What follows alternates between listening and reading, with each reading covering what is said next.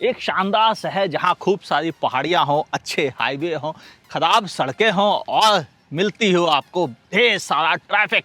ऐसा ही शहर है गोवा, जहां जिंदगी हमेशा चलती रहती है और वह भी सुकून के साथ। और यहाँ मैं टेस्ट करने आया हूँ नई बलेनो। कैसी है यह कार, कैसा परफॉर्म करती है, ये सारी बातें करते हैं इसी डिटेल्ड वीडियो में। मैं हूँ आपका होस्ट अमित और आप देख रहे हैं आस्क कार गुरु।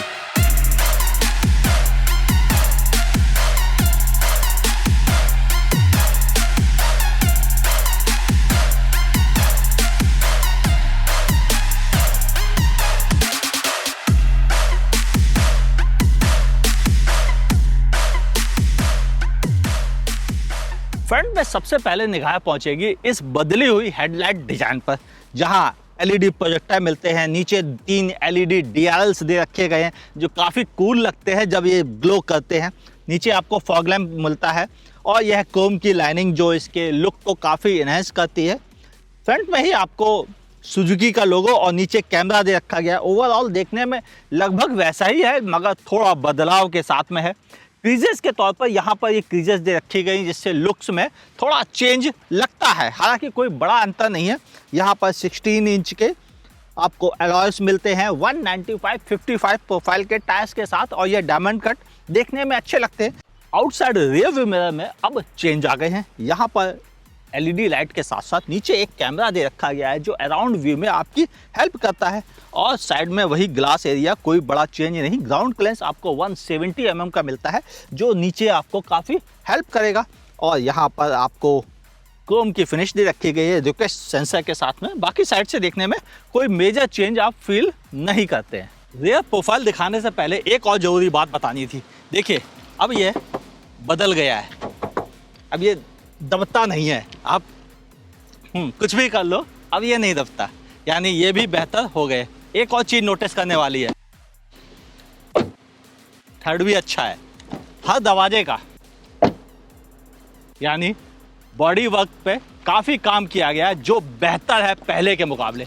अब आपको दिखाते हैं रेयर से देखने में कैसी लगती है। रेयर प्रोफाइल की बात की जाए तो आपको ये एंटीना मिलता है नॉर्मल वाला। यहाँ spoiler, high mount stop lamp, defogger और वाइपर मौजूद है। इस क्रोम की लाइनिंग के ऊपर ही आपको नीचे कैमरा मिल जाता है। सुजुकी का लोगो, इस साइड आपको बलेनो का लोगो मिलता है और यहाँ मिलते हैं पार्किंग सेंसर्स। लाइटों की बात कर लेते हैं जो कि पूरी तरह से बदल गई हैं। ये डिज़ाइन एलिमेंट बिल्कुल चेंज है, यहाँ तक थोड़ा एक्सटेंड हो गया है जिसकी वजह से बिल्कुल अलग सी लग रही है और ओवरऑल जब ये ग्लो करती है तो काफ़ी शानदार दिखती है। ये 3 एलिमेंट इसमें मेन बदलाव लाते हैं। बलेनो में आपको मिलता है 318 लीटर का बूट स्पेस जो थोड़ा सा डिफरेंट है पिछली वाली से। नीचे आपको 15 इंच के स्टेपनी या टायर मिलते हैं एक्स्ट्रा वाले और ये बूट लिप जो है वो करीबन 14 इंच के आसपास है जो थोड़ा ज़्यादा है, यानी सामान उठा के रखने में थोड़ी आपको दिक्कत होगी। ऊपर पार्सल सेल्फ मौजूद है और स्पेस काफ़ी अधिक है। इस स्पेस में आप लगभग 2 बड़े ब्रीफकेस और 3 छोटे बैग आसानी से टिका सकते हैं और आपको कोई दिक्कत का सामना नहीं करना पड़ेगा, यानी एक फैमिली आउटिंग के लिए यहाँ पर काफ़ी जगह मौजूद है। ऊपर का हिस्सा भी वेल कवर्ड है और इसको बंद करना भी काफ़ी इजी है।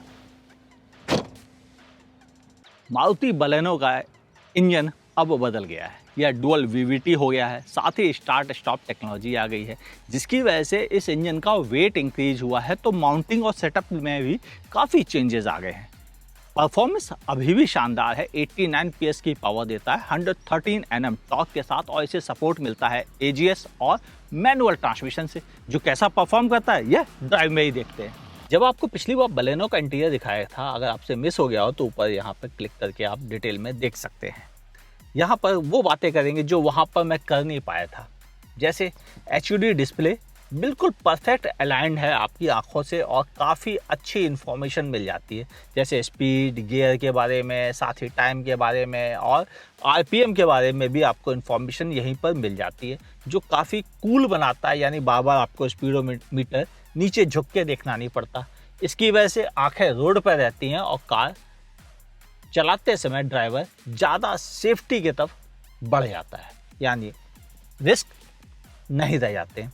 ऊपर से 9 इंच का टच स्क्रीन इंफोटेनमेंट सिस्टम, जिसे पिछली बार मैंने सुन नहीं पाया था क्योंकि इतना नॉइज़ था, लेकिन यहाँ पर मैंने मस्त होकर सुना है और रियली कह रहा हूँ मारुति ने बेहतरीन अपग्रेड किया है। हाँ, एक पॉइंट जरूर कसूँगा, वो ये सभी कंपनी 7, 8 इंच और 10 इंच के म्यूजिक सिस्टम प्रोवाइड करती हैं। इनको लगा 7, 8, 10, बीच में 9 कहाँ गया। इन्होंने कहा था मैं दे देता हूँ 9 इंच, तो मारुति ने 9 इंच का टच स्क्रीन इंफोटेनमेंट सिस्टम दे दिया है, जिसकी परफॉर्मेंस अव्वल दर्जे की है। दूसरी कंपनीज सिस्टम कुछ भी दें, लेकिन ये साउंड नहीं मिलता है। आर्कमेस के एकॉस्टिक सिस्टम रियली काफ़ी अच्छा परफॉर्म कर रहे हैं यहाँ पर, और प्राइस भी रीजनेबल है। अब कनेक्टेड कार वाले फीचर्स भी आ गए हैं, जिसकी वजह से आप चाहे तो इस मोबाइल के थ्रू कनेक्टेड फीचर्स का इस्तेमाल उठा सकते हैं। हाँ, मैं बहुत ज़्यादा फ़ैन नहीं हूँ कनेक्टेड कार वाले फीचर्स का, लेकिन फिर भी काफ़ी चीज़ें हैं आपको यहीं पर कार के मोबाइल पर ही मिल जाती हैं। चाहे आप कुछ भी करना चाहें, जियो फेंसिंग से लेकर फ्यूल एफिशिएंसी, कितना पेट्रोल बचा है, सारी इन्फॉर्मेशन यहीं पर उपलब्ध है, जो इसको काफ़ी कूल भी बना देती है। हाँ, मैं क्या क्या चीज़ें मिस कर रहा हूँ मैंने उस वीडियो में बताई थी, अगर आपसे मिस हो गया तो प्लीज़ देख लीजिएगा। सीटें कुशनी हो गई हैं, अब बहुत सॉफ्ट है, इतनी सॉफ्ट है कि सिटी में आपको ड्राइव करते समय बहुत आराम मिलेगा। लेकिन हाईवे पे यह थोड़ी सी तकलीफ दे रहेगी वो लोगों को जिनको स्पाइनल की प्रॉब्लम है, यानी उनके लिए ज़्यादा देर इस सीट पर बैठना थोड़ा मुश्किल होगा, क्योंकि यह कुछ ज़्यादा ही सॉफ्ट है। थोड़ी हार्ड रहती तो बीच में बैलेंस हो जाती। ओवरऑल मैं कह सकता हूँ केबिन काफ़ी अच्छा है।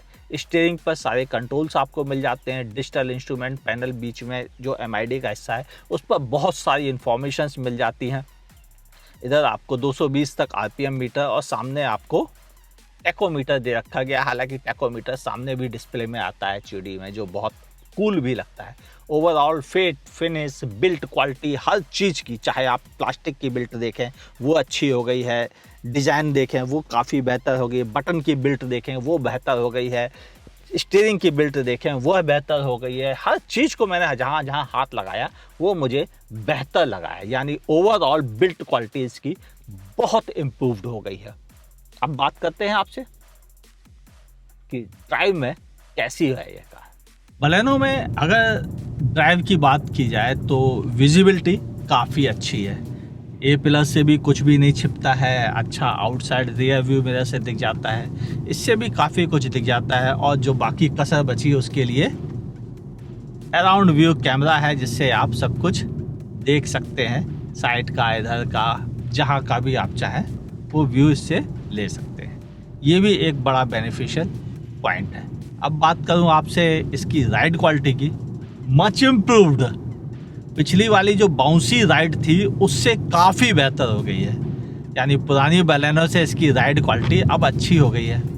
अब इसके अलावा बात करता हूँ हैंडलिंग की, तो हैंडलिंग को लेकर मुझे थोड़ी शिकायतें हैं, थोड़ी और बेटर होनी चाहिए थी।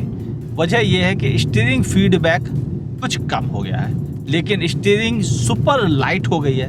अब इतनी लाइट हो गई है कि सिटी में मतलब U-टर्न वगैरह लेने में तो कोई दिक्कत नहीं होती है, लेकिन बाकी कंट्रोल हाईवे पे जो चाहिए 120 के बाद की स्पीड पर, वह मिसिंग हो जाता है। अगर आप इससे तेज़ नहीं चलते हैं या 140-50 के ऊपर नहीं चलाते हैं तो फिर कोई दिक्कत नहीं है, लेकिन हाँ, उससे पहले आपको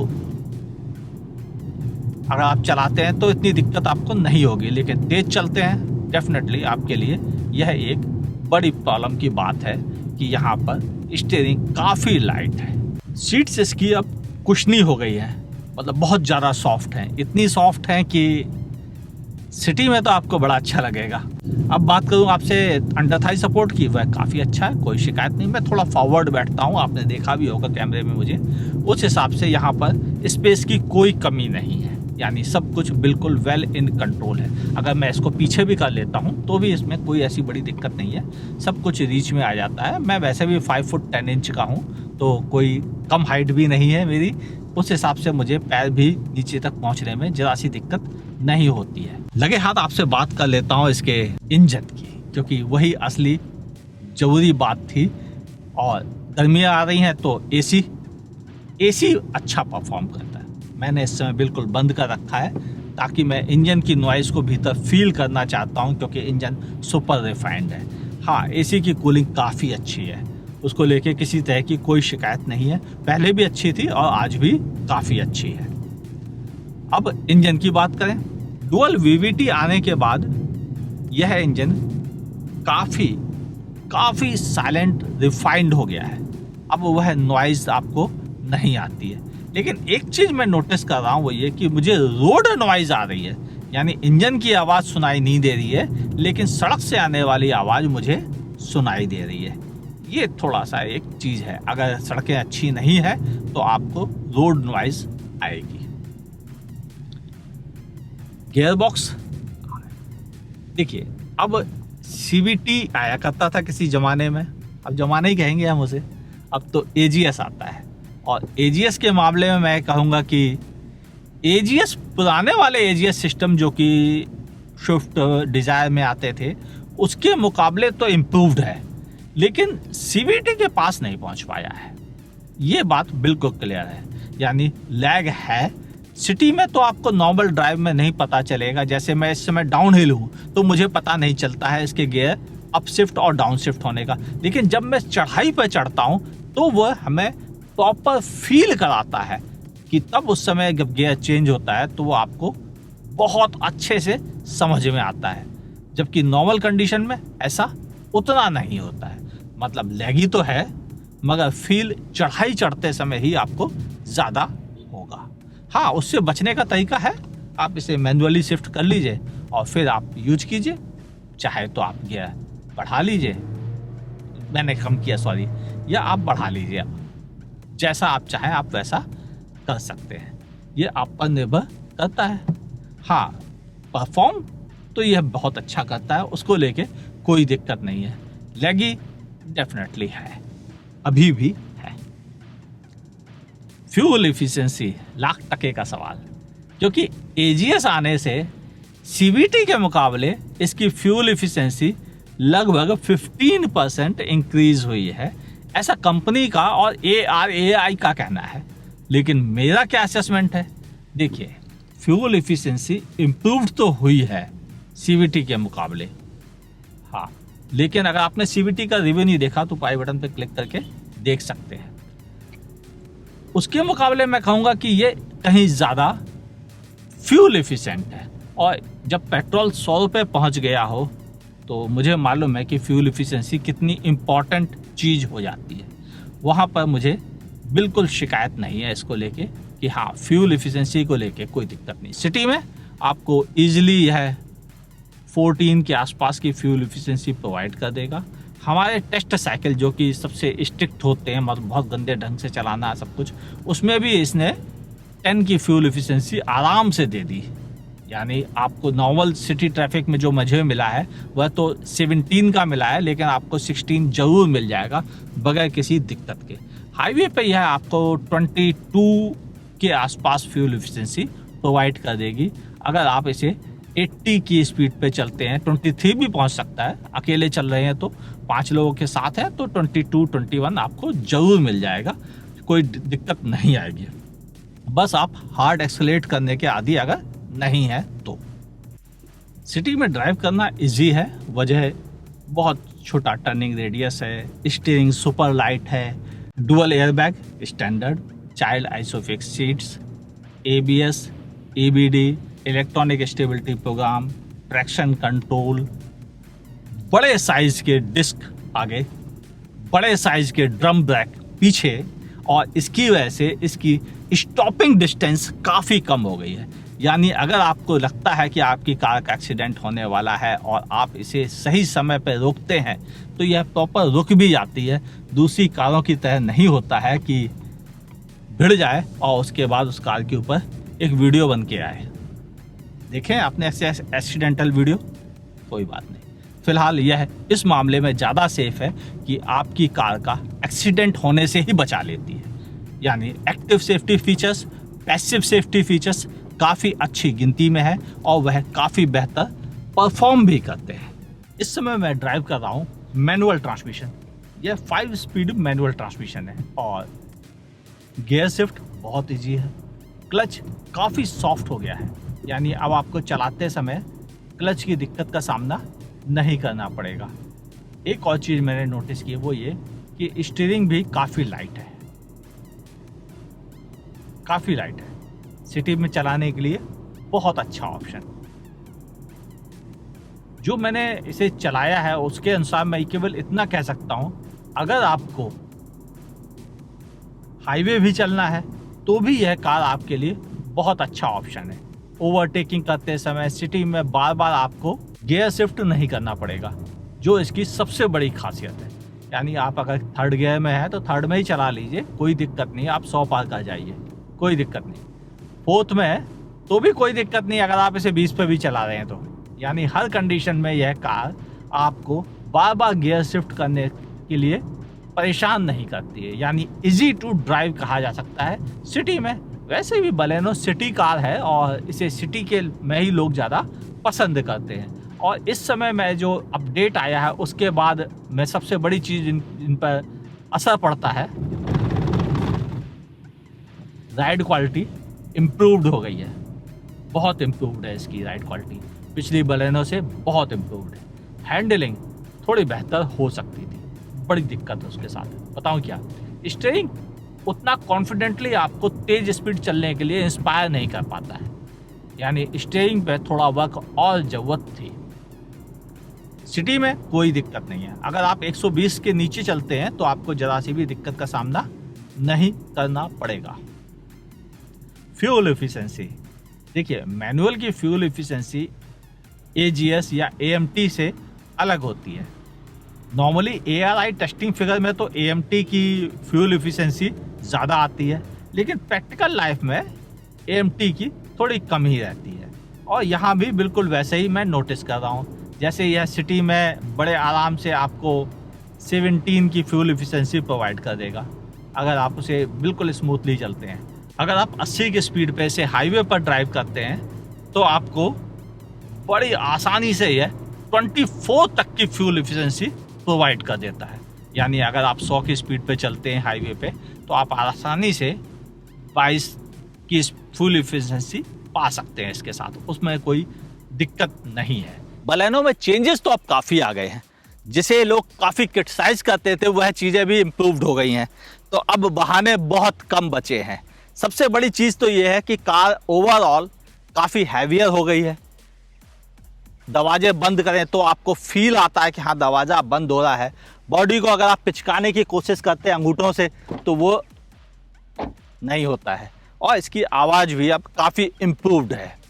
ओवरऑल बलेनो अब रियली इम्प्रूव्ड हो गई है। और टेक वाला हिस्सा जो है वह तो बोल्ड हो गया है, जैसा कंपनी कहती है, एक्चुअल में हो गया है। क्योंकि फ्रंट में आपको HUD डिस्प्ले मिल जाता है, 9 इंच का टच स्क्रीन इंफोटेनमेंट कौन देता है? लोग 7, 8 या 10 देते हैं। ये बीच में एक साइज छूट गया था, मारुति ने कहा हम इसे फिल कर देते हैं और इन्होंने 9 इंच का टच स्क्रीन दे दिया। वैसे टच स्क्रीन बहुत अच्छा है, नज़र ना लग जाए इसको। आवाज़ भी काफ़ी अच्छी है, यानी ओवरऑल अब चीज़ें बेहतर हो गई हैं। पहली बार 6 एयरबैग भी आ गए हैं टॉप एंड वेरिएंट में, और AGS सिस्टम थोड़ा सा लैग करता है। ये इम्प्रूव्ड होना चाहिए था, या पहले वाला CVT मुझे बेहतर लग रहा है, या ये AGS उस लेवल तक नहीं पहुंच पा रहा है। थोड़ा स्टीयरिंग फीडबैक भी बेहतर होना चाहिए था। ये दो चीज़ें बेहतर होनी जरूरी थी। हाँ, इन्होंने ब्रेक्स के साइज इम्प्रूव किए हैं, जिससे कार का एक्सीडेंट होने से बचेगा। यानी अब कार हर हाल में ज़्यादा बेहतर सेफ भी हो गई है। 6,39,000 से स्टार्ट है और 9,50,000 रुपीज़ तक इसकी एक्स शोरूम प्राइस है, अलग अलग वेरिएंट के साथ। और जो मैं वेरिएंट चला रहा हूँ यह इसी की प्राइस थी। खरीदनी चाहिए या नहीं? देखिए, काफ़ी चीज़ें इम्प्रूव्ड हुई हैं, तो खरीदने के लिए अब हम सब, यानी एक अच्छा प्रोडक्ट यह तैयार हो गया कंपटीशन के लिए। और कंपटीटर कौन है इसका असली कंपटीटर तो i20 और जैज़ ही है। बाकी तो सब थोड़ा नीचे ही है, थोड़ा नीचे हैं, एक्चुअल में भी हैं, क्योंकि ना तो अच्छे इंजन है उनके पास, ना ही अच्छी टेक्नोलॉजी यूज की जा रही है, और ना ही फीचर्स हैं। बस केवल एक चीज़ का झुंझुना कब तक बजाया जाएगा। वैसे जब मारुति इम्प्रूव कर रही है तो बाकी सबको भी इम्प्रूवमेंट की ज़रूरत है, क्योंकि इन्होंने भी कितना देती है कि आगे बढ़कर काम करना शुरू कर दिया है, शायद अच्छे दिन शुरू हो गए हैं। आपकी राय क्या है नीचे कमेंट सेक्शन में लिखना। ये वीडियो कैसा लगा बताना नीचे कमेंट सेक्शन में। अच्छा लगा हो तो लाइक कीजिए, नहीं पसंद आया डिसलाइक कीजिए, क्या फ़र्क पड़ता है, लेकिन अपनी ओपिनियन जरूर दीजिए, ये जरूर इंपॉर्टेंट है। फेसबुक पे देख रहे हैं तो मेरे पेज को लाइक और फॉलो कीजिए, यूट्यूब पे देख रहे हैं तो मेरे चैनल को सब्सक्राइब कीजिए, बगल में दी हुई नोटिफिकेशन बेल दबाइए, उसे अक्सर भूल जाते हो आप। मुलाकात होगी अगले वीडियो में, देखते रहिए आस्क कार गुरु।